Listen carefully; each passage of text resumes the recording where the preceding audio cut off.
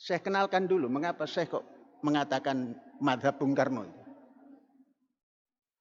Sampai ada orang yang mengatakan kemarin ini, ngaku-ngaku ulama umat, mengasih saran kepada MUI pusat, ambil saja itu zaitun, dikelola oleh MUI.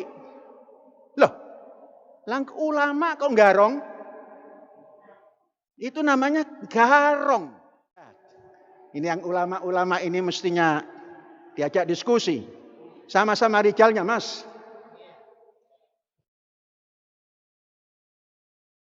Sama-sama rijal. Rijal. Nah rijal.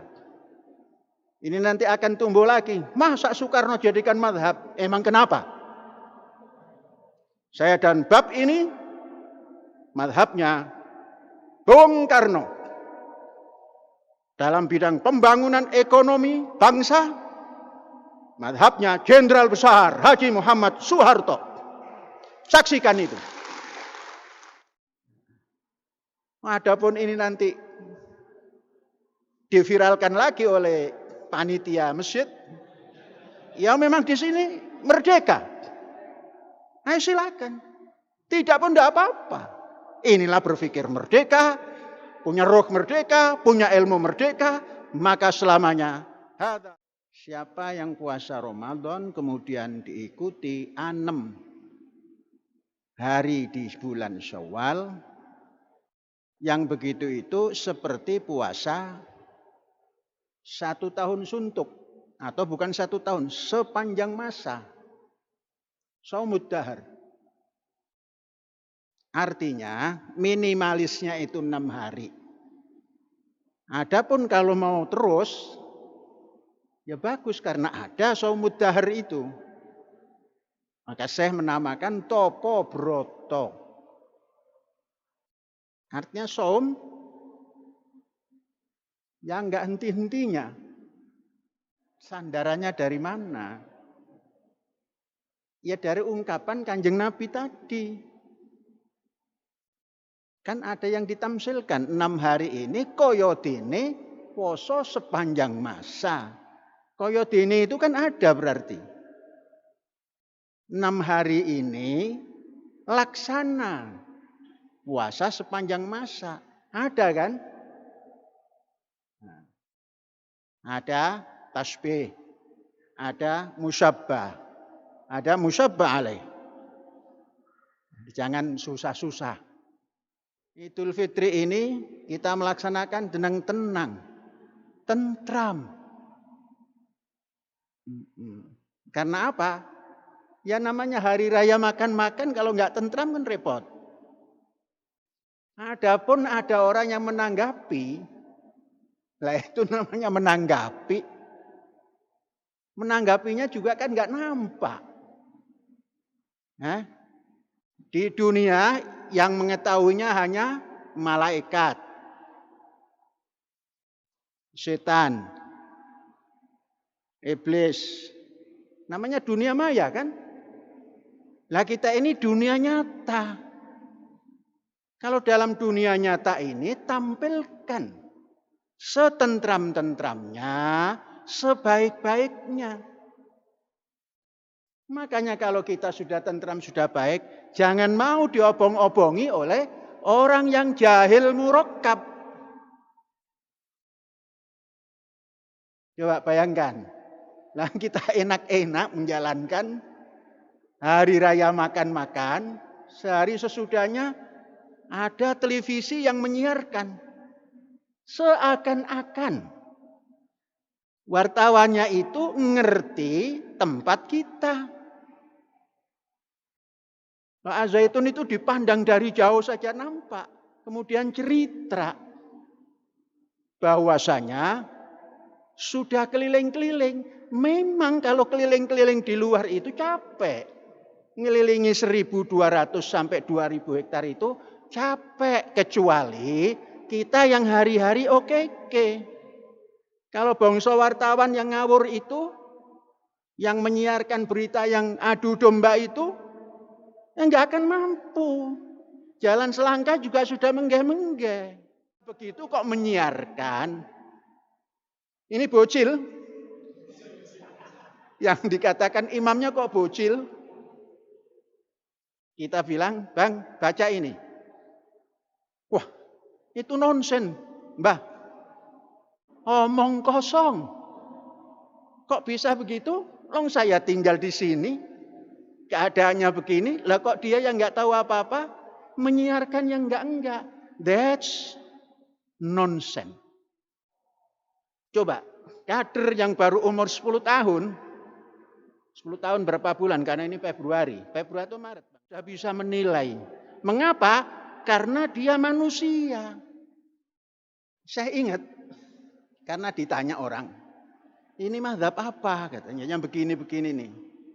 Saya karena mengagumi orang yang pandangannya luar biasa, dalam bidang-bidang ini, saya bilang, mazhabku adalah Bung Karno. Ahmad Soekarno.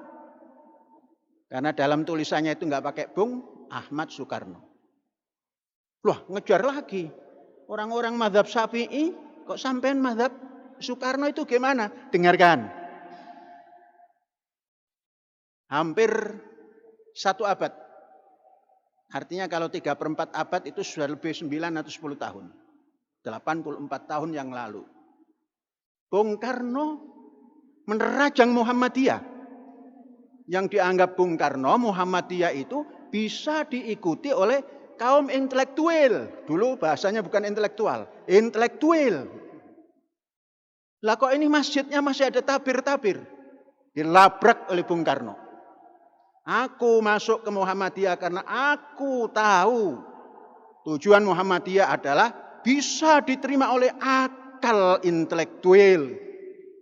Tapi setelah saya melihat ini, di masjid ada tabir, ada musyawarah Muhammadiyah, ada tabir, saya akan keluar kalau tidak dirubah. Tabir adalah merupakan simbol perbudakan wanita.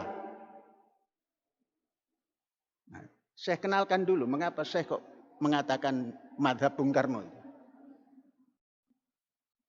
Pada tahun 57, saya baru berumur 11 atau 12 tahun. Tapi sekolah atau intelektual yang bisa mewadahi intelektualitasnya para kaum intelektual adalah Muhammadiyah. Tapi setelah melihat ini, saya berubah pikir sebelum mendapatkan keterangan. Ini kalau Muhammadiyah mempertahankan tabir-tabir ini saya akan keluar. Begitulah dalam tulisannya. Setahun kemudian tahun 39, Bung Karno menulis dalam tulisan ditujukan pada Habib Muhammad itu juga. Akhirnya itu dijadi ketetapan bahwa tabir itu tidak harus dijalankan. Baik itu di pertemuan maupun di sholat. Menampilkan soft nisa itu berdamping-damping dan kadang-kadang di soft depan. Ini besok Center of Education di Az-Zaitun ini mau menampilkan nisa untuk jadi khotib di Jumat.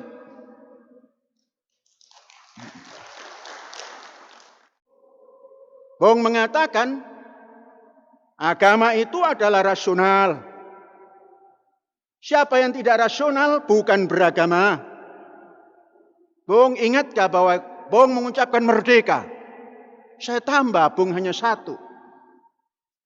Aku tambah merdeka roh, merdeka fikir, merdeka ilmu. Wis. Beda umur. Aku 70 wis ngadep murbaing dumati. Panji Gumilang yang dulu masih kanak-kanak sekarang sudah melebihi umurku. Teruskan perjuanganmu, Panji. Sampai ada orang yang mengatakan kemarin ini, ngaku-ngaku ulama umat, mengasih saran kepada MUI pusat, ambil saja itu zaitun, dikelola oleh MUI. Loh, ulama kok garong? Itu namanya garong.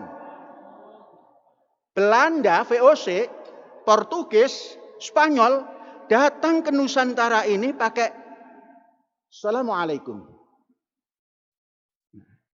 Lah kok ini suruh garong? Ulama model apa itu? Kok sarannya saran garong? Sudah pun tidak tahu dananya dari mana. Karena saking jengkelnya garong saja majelis ulama. Kalau majelis ulama sama sekali tidak berkaitan juga tidak apa-apa.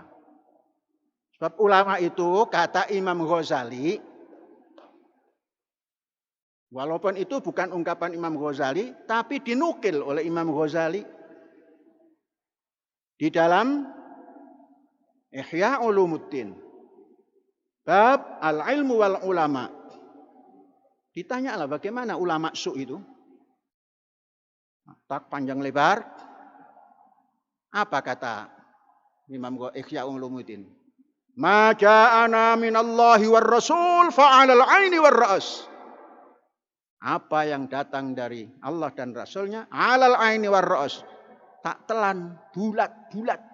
Ndase lan sikile kabeh. Ma ja'ana minas sahabah. Apa datang dari sahabat?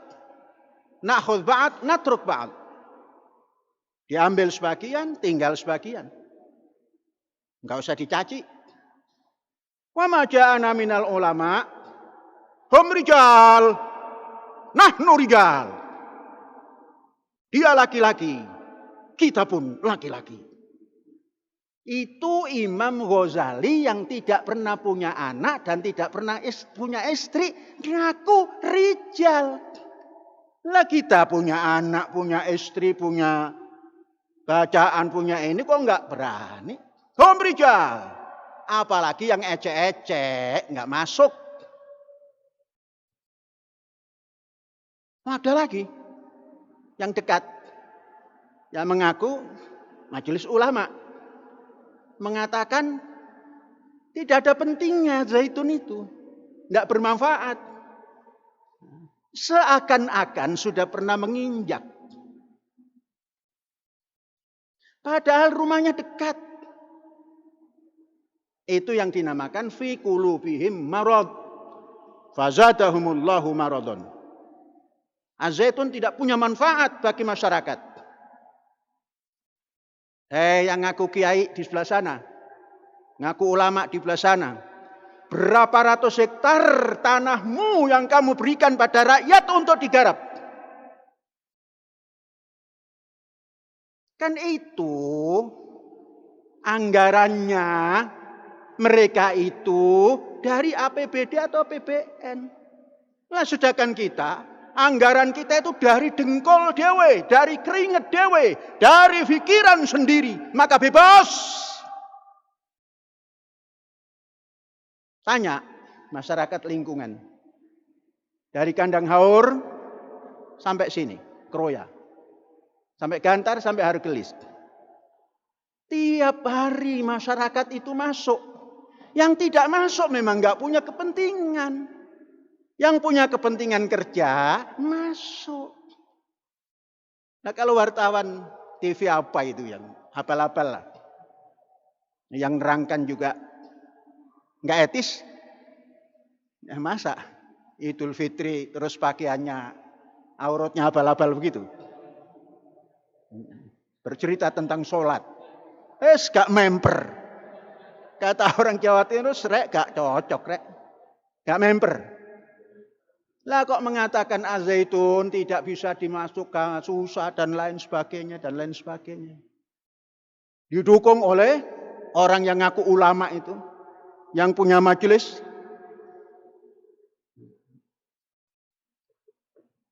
Silakan datang ke sini dan lihat. Jangan takut lapar di sini. Masuk sini. Hai orang yang mengatakan az-zaitun tidak berguna bagi masyarakat Indramayu. Hai yang mengatakan itu, datang ke sini diundang dan baik-baik. Nanti kita gelarkan karpet merah supaya paham peradaban umat manusia. Nah, jadi Yang mau ngaco itu kan, yang mengelompokkan dirinya di ulama kan. Yang di Bandung, entah umatnya yang mana, ulama umat. Terus menyarankan Al-Zaitun di Garong. Nah kalau diambil alih kan di Garong. Jan Pieterson Kun datang ke Jayakarta, membeli ke Pangeran Jayakarta satu tempat yang hanya satu bau ketika itu dijadikan markas, dijadikan pusat Batavia. Itu Jan Pieterson Kun. Yang kata orang sekarang itu penjajah. Nggak ada yang mau Garong itu membeli. Lah ini yang ngaku ulama. Ulama apa iku rek? Kok ngongkon Garong. Itu bahasa Garong itu bahasa kini. Kalau bahasa dulu Sarik. Tidak terlalu paham. Orang Muslim di Indonesia ini entah ada 1% atau tidak yang bisa bahasa Arab. Beda dengan orang di Israel sana. Bahasa kedua. Dulu Sarik.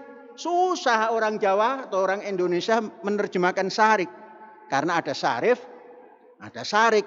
Yang Sarik itu Garong. Yang nggak pernah ikut bangun, nggak pernah ikut mendanai, apalagi nyumbang, apalagi ini. Kok mengambil alih? Ya mbok ngoco. Bercermin sana. Mazhab apa itu? Mazhab Garong. Dengarkan. Dengarkan. Dengarkan. Orang yang di Bandung yang mengaku ulama umat itu, kamu mengisyaratkan menjadi Garong.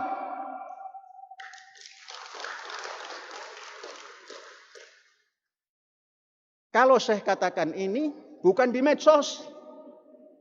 Ini saksinya. Boleh saudara-saudara tidak sepaham. Boleh. Tapi kan saudara nggak bisa nggak sepaham karena saudara makmum. Inilah hebatnya. Hebatnya monolog khotib. Khotib itu hak monolog. Nanti setelah ini boleh gitu ya. Sekarang dengar saja gitu. Enaknya jadi khotib gitu. Makanya enaknya jadi imam sholat. Bocil pun punya hak. Jadi sudah. Ini yang ulama-ulama ini mestinya diajak diskusi. Sama-sama rijalnya mas.